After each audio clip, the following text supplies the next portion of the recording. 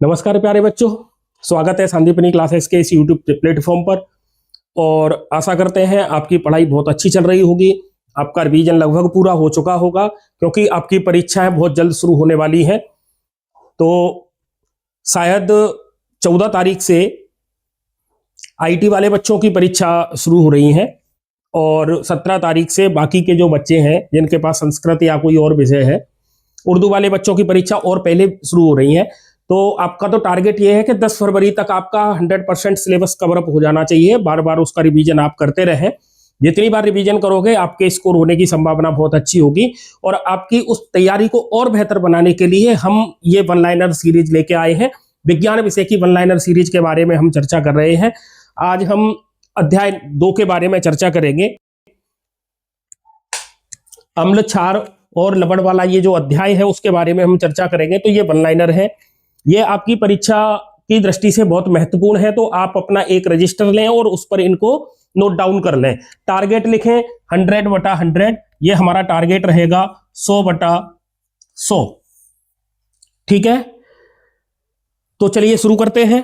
Video को skip नहीं करना है, वीडियो को अंत तक पूरा देखना है, ध्यान से सुनना है, क्योंकि सुनने से बहुत सारी चीजें हमें याद होती हैं। आप देख भी रहे हो, सुन भी रहे हो, तो बहुत इफेक्टिव रहता है ये अध्ययन करने का तरीका।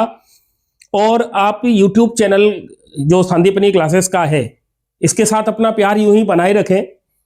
चैनल को सब्सक्राइब करें, बेल आइकन को प्रेस करने के बाद ऑल पर क्लिक करना ना भूलें, जिससे कि आपको नोटिफिकेशन मिलता रहे।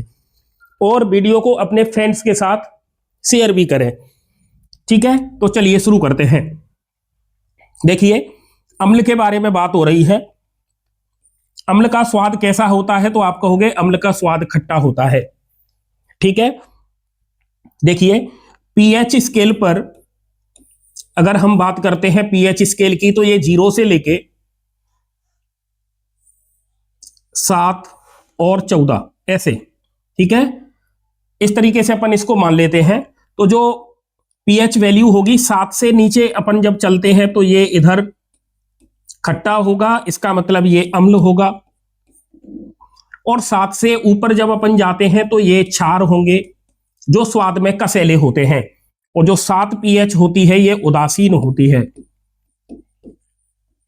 ठीक है, तो जैसे जैसे हम 7 से नीचे की तरफ चलेंगे, जैसे 6 आए, 5, 4, 3, इस तरीके से अगर जब अपन चलेंगे तो इसका मतलब इधर जो अम्लीयता का गुण है वो बढ़ता हुआ जाएगा। और 7 से ऊपर की तरफ जाते हैं 14 की तरफ, तो यहां क्षारीयता का गुण बढ़ता हुआ जाएगा। ठीक है, तो हमने चर्चा की अम्ल स्वाद में खट्टे होते हैं। और अम्ल लिटमस पेपर पर कैसा व्यवहार करते हैं? तो देखिए, जो अम्ल होते हैं वो नीले लिटमस को लाल कर देते हैं। अम्ल नीले लिटमस को कैसा कर देते हैं? तो आपका आंसर आएगा कि ये नीले लिटमस को लाल कर देते हैं। तो इसकी एक ट्रिक है, ऐसे याद रखना,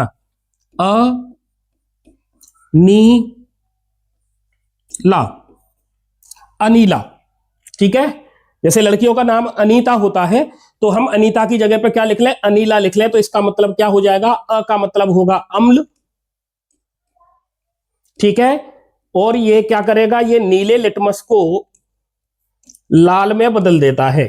ठीक है, इस तरीके से आप इसको याद रख सकते हैं, क्योंकि बच्चों को कभी कभी कंफ्यूज हो जाता है, तो कंफ्यूजन के वजह से वो गड़बड़ भी कर देते हैं। तो आपको ऐसे याद रखना है, अनीला। अनीला याद रखोगे तो आपका ये क्वेश्चन गलत नहीं होगा। अब बात करते हैं हम क्षारक। क्षारक का स्वाद कैसा होगा? कड़वा होता है या कसैला होता है? कसैला। जैसे अपन साबुन को अगर चख के देखें, है ना, राख का जो स्वाद होता है वो कसैला होता है। ठीक है, तो जो अम्ल हैं इनकी पीएच तो आएगी 7 से कम, और जो क्षार होते हैं इनकी पीएच आएगी 7 से अधिक।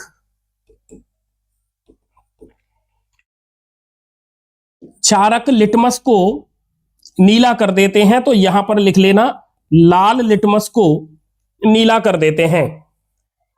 ठीक है, आप तो एक अम्ल का याद कर लो, क्षारक का जो लिटमस पेपर के साथ जो हम टेस्ट करते हैं वो उसका बिल्कुल अपोजिट है। तो आप एक याद करिए, दूसरा अपने आप हो जाएगा। अम्ल का याद रख लो, क्षार का तो अपने आप हो ही जाएगा। ठीक है,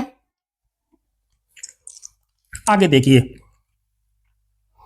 प्राकृतिक सूचकों के नाम लिखिए।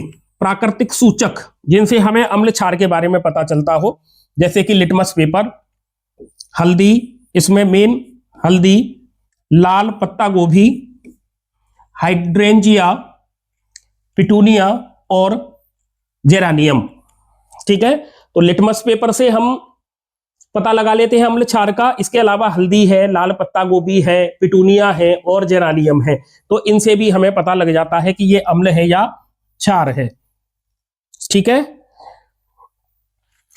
और प्रयोगशाला के में जो सूचक बनाते हैं उनके नाम क्या है, तो देखिए मेथिल ऑरेंज और फिनोफ्थलीन, ये दो कृत्रिम, संश्लेषित की जगह अगर एग्जाम में आए कृत्रिम सूचक के नाम लिखिए, तब भी आपको यही लिखना है। संश्लेषित जो बनाए गए हैं, तो दो का पूछा है तो दो के लिखेंगे मेथिल ऑरेंज और फिनोफ्थलीन। ठीक है, आगे देखिए, 4 अम्लों व 4 क्षारकों के नाम, रासायनिक सूत्र, ये दोनों लिखने हैं। ठीक है, तो देखिए अम्ल की बात करें, अम्ल जैसे हाइड्रोक्लोरिक अम्ल, तो इसे कहते हैं HCl। आपने इससे पहले अध्याय में HCl के बारे में खूब पढ़ा है। सल्फ्यूरिक अम्ल H2SO4, नाइट्रिक अम्ल, देखो सबके पीछे अम्ल लगा है तो ऐसे भी अपन याद कर लेंगे, नाइट्रिक अम्ल HNO3, एसिटिक अम्ल CH3COOH। ठीक है, अब बात करें हम क्षारक के बारे में। ठीक है, सोडियम हाइड्रोक्साइड NaOH, ठीक है, sodium hydroxide NaOH, potassium hydroxide KOH, calcium hydroxide CaOH2, ठीक है, ब्रैकेट के बाद 2 लगा है, और मैग्नीशियम हाइड्रोक्साइड MgOH2। ये चारों क्या हैं, तो आपका आंसर आएगा ये चारों क्षार हैं। ठीक है, ये चारों क्या हैं, क्षार हैं ये। गंधीय सूचक, ऐसे पदार्थ जिनकी गंध अम्लीय व क्षारीय माध्यम में भिन्न होती है उन्हें गंधीय सूचक कहते हैं। ऐसे पदार्थ जिनकी गंध अम्लीय व क्षारीय माध्यम में भिन्न होती है उन्हें गंधीय सूचक कहते हैं, जैसे कि प्याज, लौंग, ठीक है, और वनीला। तो प्याज, लौंग का तेल और वनीला ये गंधीय सूचक के उदाहरण हैं। आप अपने रजिस्टर में इनको नोट डाउन कर लें। ठीक है, इससे क्या फायदा होगा, एग्जाम से एक दिन पहले आप इसको इस तरीके से रिवाइज कर सकते हो। ठीक है, और ये वीडियो भी ज्यादा से ज्यादा लगभग 1 घंटे के अंदर हम इसको पूरे को कवर अप कर लेंगे। वीडियो को अगर आप 1-2 बार सुनेंगे तो आपको वैसे भी ये याद हो जाएंगे। ठीक है, अगला देखिए, क्या होता है जब दानेदार जिंक की तनु सल्फ्यूरिक अम्ल, ठीक है, से क्रिया कराई जाए। तनु सल्फ्यूरिक अम्ल से क्रिया कराई जाए तो इससे हाइड्रोजन गैस निकलेगी। ठीक है, जिंक की क्रिया किससे करा रहे हैं अपन, H2SO4 से। ठीक है, इन दोनों की जब क्रिया होगी तो क्या बन जाएगा, ZnSO4 बन जाएगा, प्लस हाइड्रोजन गैस निकलेगी। और ये हाइड्रोजन गैस निकलेगी, इसका पता लगाने के लिए अपन क्या करते हैं, परख नली से जो गैस बाहर निकलती है वहां पर अगर हम जलती हुई तीली ले जाएंगे तो एकदम से पटाखे चलने जैसी आवाज आती है, तो जिससे पता लगता है कि हाइड्रोजन गैस निकल रही है। धातु, देखिए धातुओं की बात हो रही है, और ये जब धातु अम्ल के साथ क्रिया करे तो हाइड्रोजन गैस विस्थापित करती है और लवण बनाती है। अगर अम्ल धातु के साथ क्रिया करता है तो लवण बनता है और हाइड्रोजन गैस निकलती है। अगला देखिए, क्या होता है जब जिंक के टुकड़े की सोडियम हाइड्रोक्साइड मतलब NaOH के विलयन से क्रिया होगी तो क्या बनेगा, तो आप कहोगे कि सोडियम जिंकेट बनता है और साथ में हाइड्रोजन गैस निकलती है। देखिए यहां पर धातु क्रिया अम्ल के साथ कर रही है तब भी हाइड्रोजन गैस आ रही है, और यह धातु है जिंक, और यह सोडियम हाइड्रोक्साइड NaOH, क्योंकि NaOH क्षार है, तो जब यह क्षारक के साथ क्रिया करती है तब भी हाइड्रोजन गैस मुक्त होती है। तो आपको याद रखना है, धातु अम्ल के साथ क्रिया करे या क्षार के साथ क्रिया करे, हाइड्रोजन गैस रिलीज होती है। ठीक है, देखिए इधर NaOH ये हो गया सोडियम हाइड्रोक्साइड, और ये जिंक के साथ क्रिया करेगा तो सोडियम जिंकेट बनेगा Na2ZnO2। ये सोडियम जिंकेट है और हाइड्रोजन गैस रिलीज होती है, हाइड्रोजन गैस रिलीज होती है। आगे देखिए क्या होता है जब सोडियम कार्बोनेट की क्रिया HCl क्या हो गया, अम्ल हो गया, हाइड्रोक्लोरिक अम्ल हो गया, से क्रिया होगी तो उत्पादों के नाम पूछे जा रहे हैं।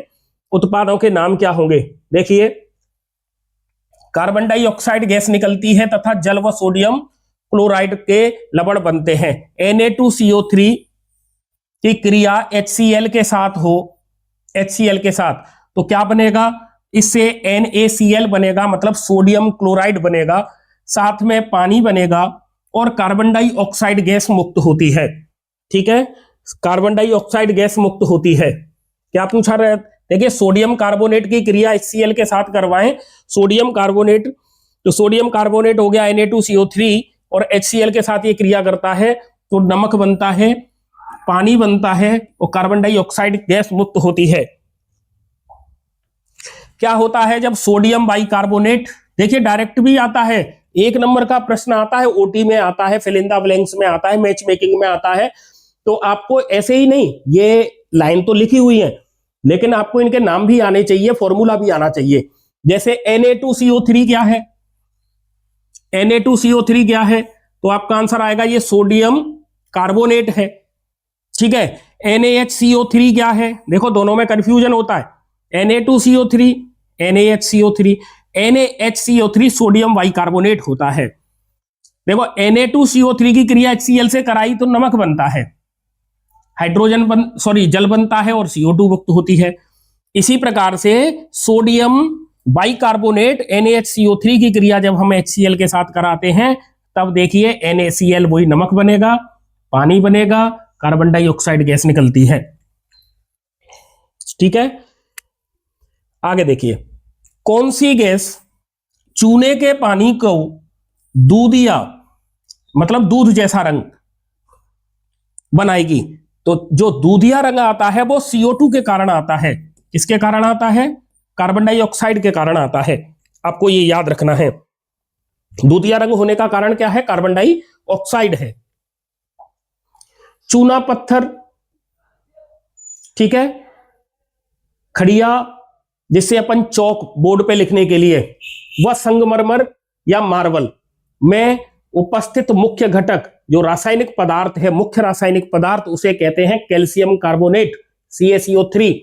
आपसे ऐसे पूछ सकता है चूना पत्थर का रासायनिक सूत्र लिखिए, खड़िया या चौक का रासायनिक सूत्र लिखिए, या संगमरमर या मार्बल का रासायनिक सूत्र लिखिए, तब आपका आंसर यही आएगा, कैल्शियम कार्बोनेट CaCO3।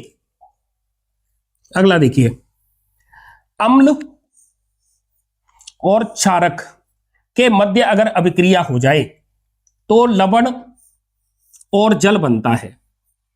अम्ल और क्षार आपस में क्रिया करते हैं तो लवण और जल बनता है। उस अभिक्रिया, जो ये अभिक्रिया हो रही है, इसको क्या कहेंगे, तो देखिए अम्ल का प्रभाव नहीं रहा, क्षार का प्रभाव नहीं रहा, अर्थात ये दोनों उदासीन हो गए, तो इस अभिक्रिया को उदासीनीकरण अभिक्रिया कहते हैं। उदासीनीकरण अभिक्रिया के नाम से इसे जानते हैं। तो अम्ल और क्षार जब आपस में क्रिया करते हैं, अम्ल और क्षार जब आपस में क्रिया करते हैं तो लवण और जल बनता है। इसे उदासीनीकरण अभिक्रिया के नाम से जाना जाता है। ठीक है, उदासीनीकरण अभिक्रिया के नाम से जाना जाता है।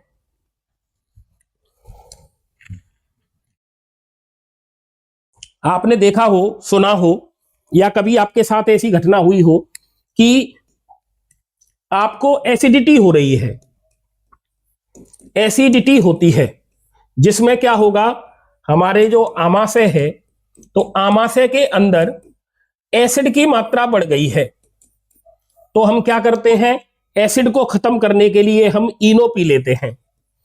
एक्चुअल में इनो में क्या है, तो आप कहोगे इनो में क्षार होता है, क्योंकि जो आमाशय के अंदर HCl है, इसके साथ ये क्षार क्रिया करता है, जिससे लवण और जल बन जाता है और हमारी एसिडिटी खत्म हो जाती है। हमें रिलीफ मिल जाता है। तो अम्ल को उदासीन करने के लिए हमें उसमें क्षार मिलाना पड़ता है, आपको ये याद रखना है। ठीक है, आगे देखिए, कॉपर ऑक्साइड की अल्प मात्रा को तनु HCl हाइड्रोक्लोरिक अम्ल में मिलाने पर विलयन का रंग कैसा हो जाएगा? तो विलयन का जो रंग है वो नील हरित कॉपर क्लोराइड बनने के कारण कैसा हो जाएगा? कॉपर क्लोराइड बनने के कारण उसका रंग कैसा हो जाएगा? नीला हरा हो जाएगा। कॉपर ऑक्साइड की अगर हम अभिक्रिया करवा दें HCl के साथ तो कलर कैसा आ रहा है? नीला हरा रंग आ रहा है। धातु ऑक्साइड एवं अम्ल के मध्य होने वाली अभिक्रिया को लिखिए। तो धातु ऑक्साइड और अम्ल जब आपस में क्रिया करते हैं, धातु के ऑक्साइड और अम्ल के बीच में जब क्रिया कराते हैं तो लवण और जल बनता है। क्या बनता है? लवण और जल बनता है। धात्विक ऑक्साइड की प्रकृति अम्लीय या क्षारीय होती है। ठीक है, धात्विक ऑक्साइड की प्रकृति अम्लीय या क्षारीय होती है। तो जो धात्विक ऑक्साइड होते हैं वो क्षारीय होते हैं। ठीक है, कैसे होते हैं? वो क्षारीय होते हैं। धात्विक ऑक्साइड कैसे होते हैं? क्षारीय होते हैं। Calcium hydroxide CaOH2, calcium hydroxide, इसकी प्रकृति कैसी होगी? तो यह क्षारीय प्रकृति का होगा। Calcium hydroxide CaOH2। ठीक है, अधात्विक ऑक्साइड अम्लीय होते हैं। अधात्विक ऑक्साइड, देखिए धात्विक ऑक्साइड क्षारीय होते हैं, अधात्विक ऑक्साइड अम्लीय होते हैं। याद नहीं रहे तो देखिए इस तरीके से याद रख लेना। अधात्विक में अ से शुरू होता है अधात्विक, और अम्ल भी अ से शुरू होता है, तो अधात्विक अम्लीय होते हैं। इस तरीके से अपन याद रख सकते हैं। अम्ल व क्षारक विलयन स्थिति में क्या विद्युत का चालन करते हैं? देखिए अम्ल और क्षारक का जो विलयन है वो क्या विद्युत के सुचालक होते हैं? तो आपका आंसर आएगा कि हां होते हैं। अम्ल या क्षारक का जो विलयन होता है वो इलेक्ट्रॉन को ट्रांसपोर्ट करवा देता है। ठीक है, इसीलिए वो विद्युत का सुचालक हो जाता है। और किसकी वजह से होता है? तो H+ और OH- हाइड्रोजन के धनायन और OH ऋणायन की वजह से ऐसा होता है। क्या ग्लूकोज एवं एल्कोहल विद्युत का चालन करते हैं? ग्लूकोज और एल्कोहल विद्युत का चालन करते हैं? तो नहीं करते हैं, क्योंकि वे आयन विलयन अवस्था में नहीं होते हैं। इनके अंदर जो आयन हैं वो नहीं होते, इसी वजह से ये विद्युत का चालन नहीं करते हैं। जबकि अम्ल और क्षार का जो विलयन होता है वो विद्युत का सुचालक होता है। ठीक है, इतनी बात समझ में आ गई। तो चलिए आगे चलते हैं। आगे देखिए, HCl, HNO3, CH3COOH, H2SO4, ये सभी अम्ल हैं। ये सभी क्या हैं? अम्ल हैं। को उनके संगत आयन में विभक्त कीजिए। हमें इनको तोड़ना है। तो देखिए हाइड्रोजन और क्लोरीन तो बना HCl हाइड्रोक्लोरिक अम्ल, और ये टूटता है H धनायन में और Cl ऋणायन में। ठीक है, HNO3 ये टूटेगा H धनायन में, NO3 ऋणायन में। CH3COOH तो इससे निकलेगा H धनायन और CH3COO ऋणायन।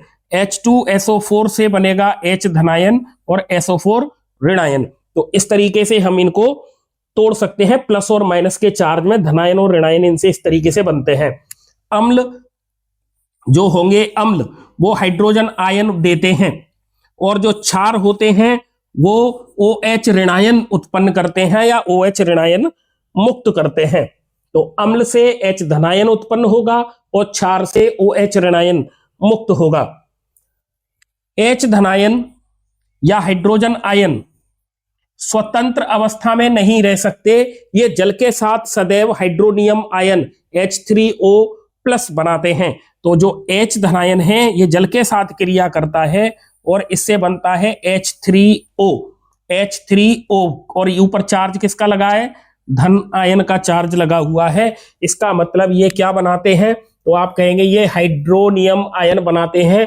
1 नंबर की ओटी में पूछ ले हाइड्रोनियम आयन का सूत्र क्या है, तो आपको लिखना है H3O plus, H3O plus hydronium ion H3O plus. यदि अम्ल HX है और MOH क्षारक है, देखिए यहां OH लगा है और यहां पर H लगा है, तो अम्ल क्षारक अभिक्रिया को लिखिए। देखो ये तो है अम्ल और ये है क्षार, अम्ल और क्षार, तो ये हो गया अम्ल और ये हो गया क्षार। जब ये क्रिया करेंगे तो देखो इधर ये हाइड्रोजन इस OH के साथ जुड़ जाएगी ऐसे, तो ये तो बन गया H2O, ये आ गया। MH के साथ जुड़ेगा तो MH, ये हो गया लवण और ये बन गया जल। इसका मतलब ये कौन सी अभिक्रिया है, तो आप कहोगे ये उदासीनीकरण अभिक्रिया है, उदासीनीकरण अभिक्रिया है। ठीक है, आगे देखो NaOH, KOH, sodium hydroxide, potassium hydroxide, calcium hydroxide, magnesium hydroxide, ये सभी क्षार हैं। क्या है, ये सभी क्षार हैं। तो हमें इनको तोड़ना है OH में। किसमें तोड़ना है, OH में। तो देखिए NaOH, KOH, CaOH2, MgOH2 को इसके आयनों में तोड़ना है हमें। तो आपको पता है कि ये सभी क्षार हैं और क्षारक जब टूटता है तो OH ऋणायन मुक्त करता है। OH ऋणायन को ये मुक्त करेगा या उत्सर्जित करेगा। तो देखिए NaOH, तो यहां पर Na प्लस पॉजिटिव है और OH ये मुक्त कर देगा माइनस, है ना। KOH में K धनायन होता है, OH ऋणायन होगा। OH हमेशा ऋणायन में ही आता है, H हमेशा धनायन में आता है। CaOH2 में देखिए कैल्शियम पर पॉजिटिव चार्ज है, 2OH ये माइनस, है ना। MgOH2 में Mg पर पॉजिटिव है और 2OH ये माइनस है। ये प्लस और माइनस का क्या लफड़ा है जानते हो आप, प्लस माइनस का क्या चक्कर है ये। अगर प्लस का चार्ज लगा है समझ लो इसने अपने इलेक्ट्रॉन किसी को उधार दिए हैं, और उधार जो देने वाला होता है वो धनवान होता है, इसीलिए इन पर धन आवेश आया है, पॉजिटिव आयन आया है। और जिसने इलेक्ट्रॉन उधार लिए हैं, और उधार लेता कौन है, जो ऋणी होता है, इसीलिए उस पर हम ऋणायन लगाते हैं। इसका मतलब सोडियम क्या कर रही है, इलेक्ट्रॉन दे रही है उधार, ठीक है, और OH इलेक्ट्रॉन उधार ले रहा है, इसीलिए उस पर माइनस का चार्ज आया है। ठीक है, आगे देखिए क्षारक जल में हाइड्रोक्साइड आयन उत्पन्न करते हैं। अभी बताया था जो क्षारक होते हैं वो OH ऋणायन को मुक्त करते हैं। जल में घुलनशील क्षारक को क्षार कहते हैं। तो देखिए क्षारक और क्षार में अंतर समझ में आ गया। जो जल में घुल जाते हैं, ऐसे क्षारक जो जल में घुल गए हैं, अब हम उनको क्षार के नाम से जानते हैं। जल में अम्ल या क्षारक मिलाने पर, जल में अम्ल या क्षारक मिलाने पर आयन की सांद्रता H3O प्लस और OH माइनस में प्रति इकाई आयन में कमी हो जाती है। इस प्रक्रिया को तनुकरण कहते हैं। तनु मतलब उसको पतला करना है, ऐसे समझ लो। तो जल में अम्ल या क्षारक अगर मिला देंगे हम, जल में अम्ल या क्षारक मिलाते हैं तो उसका तनुकरण हो जाता है। ठीक है, सार्वत्रिक सूचक, यूनिवर्सल सार्वत्रिक, किसी विलयन में हाइड्रोजन आयन की विभिन्न सांद्रता को विभिन्न रंगों में दर्शाते हैं। ठीक है, जो सार्वत्रिक सूचक हैं वो किसी विलयन में हाइड्रोजन आयन की विभिन्न सांद्रता को विभिन्न रंगों में दर्शाते हैं। किसी विलयन में उपस्थित, अगला देखिए, किसी विलयन में उपस्थित हाइड्रोजन आयन की सांद्रता ज्ञात करने के लिए एक स्केल विकसित किया गया है जिसे पीएच स्केल कहते हैं। तो पीएच स्केल द्वारा हम हाइड्रोजन आयन की सांद्रता ज्ञात करते हैं। किसी विलयन में उपस्थित हाइड्रोजन आयन की सांद्रता ज्ञात करते हैं। हाइड्रोजन आयन की सांद्रता ज्ञात करने के लिए एक स्केल तैयार किया गया है जिसे पीएच स्केल के नाम से जानते हैं। ठीक है, और पीएच स्केल की जो रेंज होती है, जो परास होती है, मैंने आपको स्टार्टिंग में बताया था 0 से 14 तक होती है। 0 यहां पर प्रबल अम्ल होगा और 14 यहां पर प्रबल क्षार होगा। ठीक है, जो 0 है, 0 है, ये अधिक अम्लीयता को दर्शाता है, और जो 14 है ये अधिक क्षारीयता को दर्शाता है। ठीक है, चलो आगे। हाइड्रोजन H धनायन, हाइड्रोनियम आयन की सांद्रता जितनी अधिक होगी उसका pH उतना कम होगा, और pH कम होने का मतलब वो अम्लीय होगा। कैसा होगा? अम्लीय होगा। तो pH स्केल में मान 7 से अगर कम है तो वह अम्लीय होगा, और यदि 7 से अधिक है तो वह क्षारीय होगा। ठीक है, तो देखिए बढ़ती हुई अम्लीयता, ये जो स्केल बनी हुई है इस स्केल को आप ध्यान से देखिए, इस स्केल को ध्यान से देखिए। ये बीच का मिड पॉइंट है, यहां पर pH 7 है। कितनी है? 7 है। इसका मतलब ये उदासीन है। कैसा है? ये उदासीन है। अब इधर देखो, यहां से यहां पर देखो pH वैल्यू इतनी आ रही है, यहां पर pH वैल्यू इतनी आएगी, यहां पर pH वैल्यू सबसे अधिक आएगी। इसका मतलब जो हाइड्रोजन है ये इसका निर्धारण कर रहे हैं। ठीक है, तो इधर क्या होगा? जैसे 7 से कम इधर चले तो 6, 5, 4, 3, 2, 1, 0। ठीक है, तो ये अम्लीयता बढ़ रही है। इधर देखो 7 से ऊपर 8, 9, 10, 11, 12, 13 और 14। इधर क्या होगा? क्षारीयता बढ़ रही है। क्या बढ़ रही है? क्षारीयता।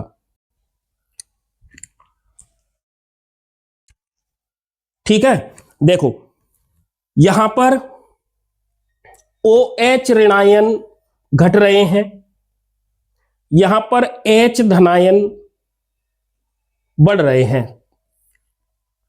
और इधर H धनायन कम हो रहे हैं। देखो इधर H धनायन ये बढ़ रहे हैं, इधर H धनायन कम हो रहे हैं। ठीक है, अब हम देखें कुछ, यहां पर कुछ pH वैल्यू दे रखी हैं, pH के मान दे रखे हैं जिनको अपन देखेंगे।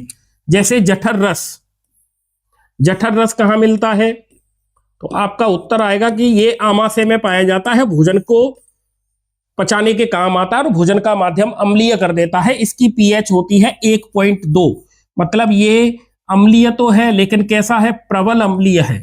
ठीक है, अब आगे देखिए, नींबू का रस, इसकी pH होती है 2.2, ये इसकी अपेक्षा थोड़ा सा कम अम्लीय है। शुद्ध जल 7.4 pH आती है, ये हल्का क्षारीय होता है, अल्प क्षारीय होता है, अल्प क्षारीय होता है। ठीक है, मिल्क ऑफ मैग्नीशियम, इसकी pH 10 है, और सोडियम हाइड्रोक्साइड, इसकी pH 14 है। ये प्रबल क्षार है, प्रबल क्षार है। सोडियम हाइड्रोक्साइड NaOH प्रबल क्षार है, और HCl जठर रस, और एक होता है HCl, HCl ये प्रबल अम्ल होता है। ठीक है, तो इस तरीके से भी क्वेश्चन पूछा जाता है। जैसे आपको pH वैल्यू दे दी जाएंगी, और pH वैल्यू के आधार पर आपसे पूछा जाएगा निम्नलिखित में से कौन सा प्रबल अम्ल है, कौन सा प्रबल क्षार है, कौन सा उदासीन है, कौन सा कम अम्लीय है, कौन सा कम क्षारीय है। तो आपको याद क्या रखना होगा? आपको याद रखनी होगी ये स्केल जो 0 से लेके 14 तक होती है, तो इसका जो बीच वाला पॉइंट है 7 वो उदासीन है। अब आप ऐसे याद रखो, 7 से ऊपर चले तो यहां पर, यहां से ऐसे चलेंगे तो तीर का निशान आप ऐसे याद रखो, तो यहां पर क्या होगा? क्षारीयता का गुण बढ़ेगा, क्षारीयता बढ़ेगी तो यहां पर क्षारीय कम होगा। जैसे 7 तो 8 पे क्षारीयता कम होगी, 9 पर उससे ज्यादा होगी, 10 पर उससे ज्यादा होगी, 11 पर ज्यादा होगी, 12 पे ज्यादा होगी, 13 पे ज्यादा होगी, 14 पर सबसे ज्यादा होगी। ऐसे ही 7 से जब अपन नीचे चलेंगे तो देखिए 6 पर कम अम्लीय होगा, 5 पर और ज्यादा अम्लीय होगा, 4 पर उससे ज्यादा अम्लीय होगा, 3 पर और ज्यादा अम्लीय होगा, 2 पर और अम्लीय होगा, 1 पर और अम्लीय होगा, और इससे आगे तो ये प्रबल अम्ल होगा। तो इधर तो आएगा प्रबल अम्ल, और इधर आएगा प्रबल क्षारक। ठीक है, देखिए अम्ल और क्षारक, अम्ल और क्षारक की शक्ति, मतलब ये प्रबल होगा कि नहीं होगा।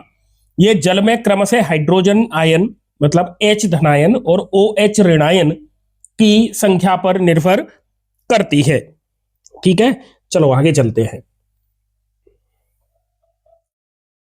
देखिए, प्रबल अम्ल वे अम्ल जो H धनायन अधिक संख्या में उत्पन्न करते हैं उन्हें कहते हैं प्रबल अम्ल। जितने ज्यादा H धनायन उतनी प्रबलता। ठीक है, तो अम्लीयता बढ़ जाएगी, जैसे HCl, H2SO4, HNO3, ये प्रबल अम्ल हैं।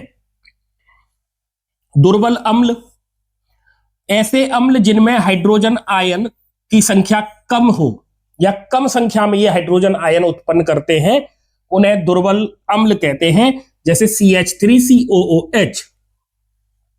अम्ल वर्षा वर्षा जल का पीएच मान जब 5.6 से कम हो जाए, ठीक है, वर्षा का जो पानी आ रहा है उसका अगर हम पीएच नापते हैं और पीएच मापन के दौरान उसकी पीएच वैल्यू 5.6 से कम आ रही है, तब हम उसे अम्लीय वर्षा या अम्ल वर्षा कहते हैं। Milk of magnesia magnesium hydroxide एक एंटासिड औषधि है, अर्थात हमारे पेट में जब एसिडिटी बनती है तो एसिडिटी को खत्म करने के लिए हम एंटासिड लेते हैं, मतलब कोई चार लेते हैं। ठीक है, तो ये एंटासिड हो गया, एसिड के विपरीत काम करने वाला एंटासिड। ठीक है, ये अपच या जलन इसको कम करता है। अधिक HCl जब बनता है हमारे आमाशय के अंदर तो हमें एसिडिटी होती है, उसे सही करने के लिए हम मैग्नीशियम हाइड्रोक्साइड, जिसे कि मिल्क ऑफ मैग्नीशिया भी कहते हैं, इसका सेवन किया जाता है। और जो एंटासिड औषधि होती है, ठीक है, जैसे आपने डाइजीन के गोली के बारे में सुना होगा, डाइजीन खा लेते हैं तो उसमें ये एंटासिड का काम करती है वो। ठीक है, प्रबल अम्ल एवं प्रबल क्षारक दोनों, देखो प्रबल अम्ल और प्रबल क्षारक के लवण के पीएच का मान 7 होता है, और ये कैसा होगा, तो ये उदासीन होगा। ठीक है, प्रबल अम्ल और प्रबल क्षार के बीच में अगर हम क्रिया करा दें तो उदासीनीकरण विक्रिया हो जाती है, जिससे लवण बनता है। ठीक है, और इसका जो पीएच की वैल्यू है वो 7 आएगी, अर्थात ये उदासीन हो जाएगा। प्रबल अम्ल एवं दुर्बल क्षारक के लवण के पीएच का मान 7 से कम होता है और ये अम्लीय हो जाएगा। देखिए, अम्ल तो है प्रबल और क्षारक है दुर्बल, तो बनने वाला जो लवण होगा इस लवण की वैल्यू 7 से कम आएगी और वो अम्लीय हो जाएगा। ठीक है, इसी प्रकार से यदि प्रबल क्षारक लेते हैं और दुर्बल अम्ल लेते हैं तो जो लवण बनेगा इसकी पीएच का मान 7 से अधिक हो जाएगा, अर्थात ये क्षारक हो जाएगा। ठीक है, क्षारकीय गुण दर्शाएगा ये। ठीक है, ये 3 पॉइंट है, इनको आप याद करें। एक क्वेश्चन नंबर ये देखिए, ये इंपॉर्टेंट है, ये भी इंपॉर्टेंट है, ये भी इंपॉर्टेंट है, और ये देखिए बहुत इंपॉर्टेंट लाइन है, इनको आप नोट डाउन कर लें और अच्छे से याद कर लें। साधारण नमक जो अपन घर पे खाते हैं, रासायनिक नाम है उसका सोडियम क्लोराइड और इसका सूत्र होता है NaCl। साधारण नमक NaCl का उपयोग कच्चे माल के रूप में सोडियम हाइड्रोक्साइड NaOH और बेकिंग सोडा, वॉशिंग सोडा, विरंजक चूर्ण बनाने के काम ये आते हैं। ठीक है, सोडियम क्लोराइड के जलीय विलयन में विद्युत प्रवाहित करने पर इसमें वियोजित होकर सोडियम हाइड्रोक्साइड उत्पन्न करने की प्रक्रिया को क्लोर क्षार प्रक्रिया कहते हैं। याद कर लेना, इंपॉर्टेंट है, इंपॉर्टेंट है। क्लोर क्षार प्रक्रिया क्या होती है, तो सोडियम क्लोराइड के जलीय विलयन में विद्युत प्रवाहित करने पर इसके वियोजित होकर सोडियम हाइड्रोक्साइड उत्पन्न करने की जो प्रक्रिया है उसे क्लोर क्षार प्रक्रिया के नाम से जानते हैं, सोडियम हाइड्रोक्साइड NaOH। क्लोर क्षार प्रक्रिया का रासायनिक समीकरण क्या है, तो क्लोर क्षार प्रक्रिया का रासायनिक समीकरण देखिए, ये खाने वाला नमक है NaCl और इसका ये जलीय विलयन बना लिया, हम इसे पानी में घोल दिया है। ठीक है, तब बनेगा हमारे पास NaOH, जिसे कि अपन किस नाम से जानते हैं, सोडियम हाइड्रोक्साइड के नाम से जानते हैं, और इससे क्लोरीन मुक्त होता है और हाइड्रोजन गैस मुक्त होती है। तो क्लोरीन और हाइड्रोजन दो गैस मुक्त हो रही हैं, तो इसे कहते हैं क्लोर क्षार प्रक्रम। तो क्लोर क्षार प्रक्रिया में क्लोरीन गैस एनोड पर मुक्त होती है और हाइड्रोजन गैस कैथोड पर मुक्त होती है। ठीक है, तो क्लोरीन गैस एनोड पर जाएगी और हाइड्रोजन गैस कैथोड पर जाएगी। क्लोरीन का उपयोग क्या है? तो जल स्वच्छता में क्लोरीन का उपयोग करते हैं। जैसे नलों के द्वारा जो पानी आता है तो उस पानी को अपन स्वच्छ करने के लिए हम उसमें क्लोरीन की गोली डालते हैं, ठीक है। विरंजक चूर्ण बनाने में, स्विमिंग पूल के पानी को भी शुद्ध किया जाता है इससे, पीवीसी बनाने में, और रोगाणुनाशक CFC कीटनाशक में, ठीक है। तो ये आपके क्लोरीन के उपयोग हैं 4, इनको आप नोट डाउन कर लें और याद कर लें। हाइड्रोजन का उपयोग क्या है? हाइड्रोजन का उपयोग देखिए ईंधन के रूप में, खाद के लिए अमोनिया बनाने में, ठीक है। तो ये आपको 2 इसके हाइड्रोजन के उपयोग याद रखने हैं, ईंधन के रूप में और खाद के लिए अमोनिया बनाने में। NaOH का उपयोग क्या है? धातुओं से ग्रीस हटाने में, साबुन तथा अपमार्जक बनाने में, कागज बनाने में और कृत्रिम फाइबर बनाने में। तो इसके NaOH के 4 उपयोग आप याद रखेंगे। धातुओं से ग्रीस हटाने में NaOH, ठीक है, कास्टिक सोडा जिसे कहते हैं, साबुन तथा अपमार्जक बनाने में, कागज बनाने में और कृत्रिम फाइबर बनाने में इसका उपयोग किया जाता है। निम्नलिखित पदार्थों के रासायनिक नाम व सूत्र लिखिए, इंपॉर्टेंट है, याद करेंगे, ठीक है। जैसे विरंजक चूर्ण कैल्शियम ऑक्सीक्लोराइड CaOCl2, विरंजक चूर्ण का रासायनिक सूत्र है CaOCl2, कैल्शियम ऑक्सीक्लोराइड।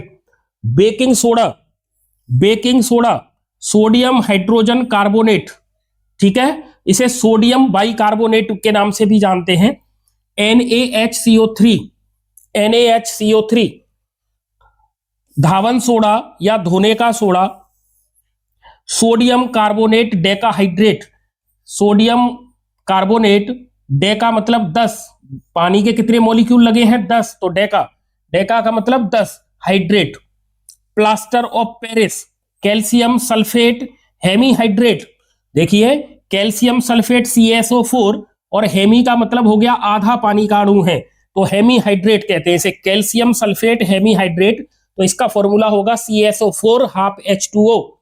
धोने का soda Na2CO3 10H2O। Baking soda sodium NaHCO3, sodium hydrogen bicarbonate. और विरंजक चूर्ण कैल्शियम ऑक्सीक्लोराइड CaOCl2, इसे कहते हैं कैल्शियम ऑक्सीक्लोराइड। तो इस तरीके से हमने इन सभी प्रश्नों पर चर्चा की है और ये महत्वपूर्ण वन लाइनर हैं जो आपकी परीक्षा की दृष्टि से बहुत ही महत्वपूर्ण है। आप इनको वीडियो को पॉज कर लें और इन सभी को अपने रजिस्टर में नोट डाउन कर लें। वीडियो को अगर आप बार बार देखते हो तो आपको ये वैसे भी याद हो जाएंगे, जो आपकी परीक्षा की दृष्टि से बहुत ही महत्वपूर्ण साबित होंगे। तो इस तरीके से आज हमने चर्चा की है अध्याय 2 पर, ठीक है। देखिए बोर्ड की परीक्षा बहुत नजदीक है तो आपको थोड़ा सा अपनी तैयारी को और इंक्रीज करना पड़ेगा, रिवीजन बार बार करना होगा और इनको कंठस्थ करना होगा जिससे आपका स्कोर बहुत अच्छा हो। हमारा टारगेट है 100/100। तो ये वन लाइनर सीरीज है, वन लाइनर सीरीज का आज हमने अध्याय 2 कवर किया है। इससे पहले वाले वीडियो में हमने अध्याय 1 के बारे में बात की थी। आगामी दिनों में आपको ऐसे ही करके सारे अध्यायों के वन लाइनर आपको मिल जाएंगे और मैं कोशिश करूंगा कुछ MCQs को और कुछ फिल इन द ब्लैंक्स वगैरह आपके और क्लियर करवा देंगे, उन पर भी मैं वीडियो बनाने की पूरी कोशिश करूंगा। तो आप संदीपनी क्लासेस को सब्सक्राइब करके बेल आइकन पर प्रेस करें और ऑल पर क्लिक करके रखें जिससे आपको नोटिफिकेशन तत्काल मिल सके, और वीडियो को लाइक और शेयर करते रहें। मिलते हैं अगले वीडियो में, तब तक के लिए जय हिंद।